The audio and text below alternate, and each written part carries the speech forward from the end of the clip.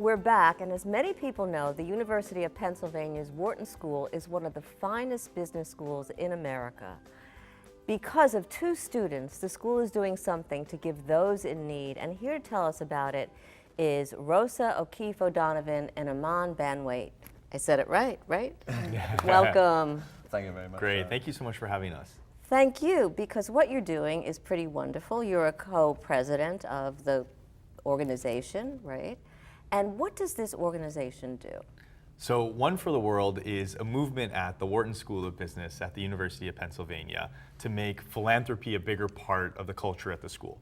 So we're asking graduating students to pledge 1% of their income to effective charities serving the world's poorest people.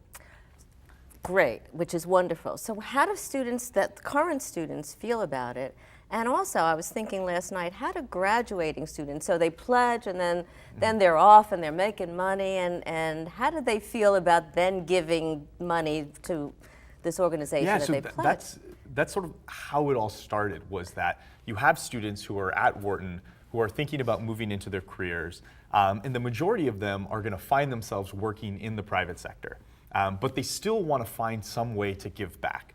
And it's funny because the perception of MBA students is that, you know, they're sort of money hungry, they want to go to Wall Street and move into big, powerful jobs. But in the conversations that we've had, students really want to find a way to make a difference in the world. And One for the World is a way for them to do that. We're educating students about how to choose the most effective charities and giving them a platform to pledge 1% of their income to these charities. And that's really where you come in too, and because you have an economics background, Exactly. and you're helping figure out what are the best charities to really make the biggest difference. Yeah, so I think this is where we're quite different actually, is that what we advocate for is that people give more, but they also give more effectively. And so this is where I come in. So I study economics and I study a lot of these questions. So which charity has the biggest impact with the dollar that you donate? And that's what we spend a lot of our time doing. So what we do is we spend a good amount of time researching the charities, finding the ones with the biggest impact per dollar donated, and then we recommend those charities to our members after they sign the pledge and after they graduate, so they know that their money is making a real difference. So I have a question though. So is when they're pledging that 1%, it's the organization that's choosing the charities, right? Or is it or the individuals choosing the charities once they graduate? So not quite. We recommend charities to them. Okay. So we put in the legwork of finding, at the moment we recommend 4. We find 4 great charities, we recommend them to our members. But our members can kind of analyze our research and make up their own mind about whether they think these are truly the most effective charities out there. I mean, to give you an example, yes, please. One of the charities we recommend is called Schistosomiasis Control Initiative. It's a mouthful, but what they do is amazing. They basically treat parasitic worms. These are like kind of blood-sucking, horrible parasites. Exactly. You get them through contaminated drinking water.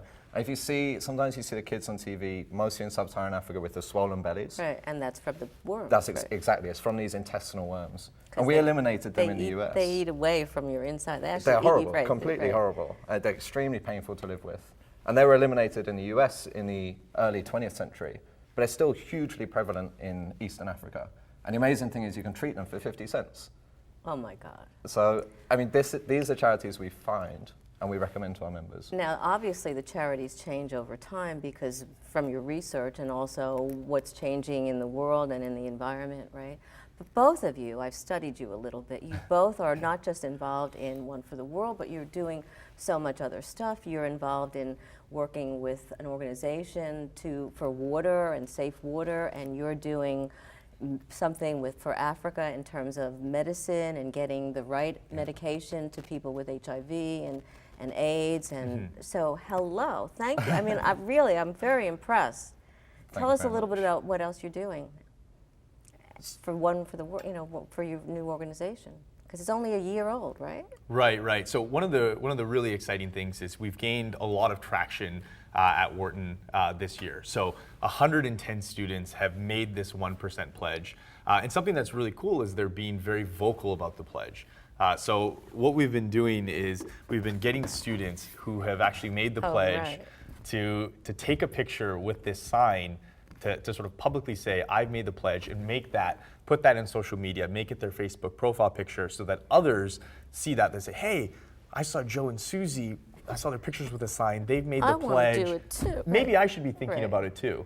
And in terms of growth, we're actually thinking that this can expand to other schools. And so Harvard is starting their own chapter of One for the World this year. And so the vision is that a couple of years from now, thousands of students throughout the US and throughout the world, regardless of what school they go to, will be making this 1% pledge. So you're going to see everybody in the world holding up signs, and we're all going to be dancing and doing this, and money is going to be flowing We to hope so. all the charities that are in need, right? You have events that are helping students find out about this, and also some fun that's associated with it. What are one of the events that you're doing?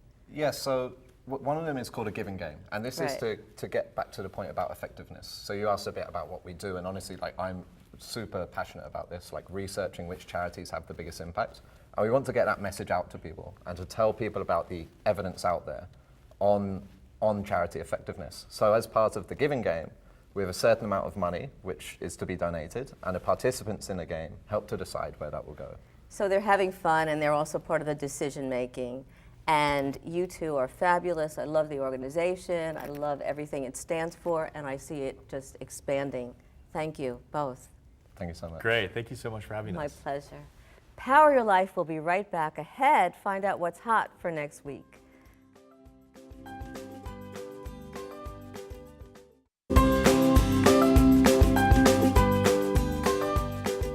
Before we go, I'd like to leave you with my PowerPoints for the week. Do you ever wonder how so many people are inventing, creating, and coming up with novel ideas that surprise us and wow us? Are you feeling that you're left behind in mundane, day-to-day living that, doesn't seem important? First, I want to tell you that every life, every act is important and can have a powerful effect, even if we don't see it. Have you ever given up your place in line at the supermarket? Or when driving in heated traffic, have you paused to let another driver into the lane ahead of you? Or tell someone something very special?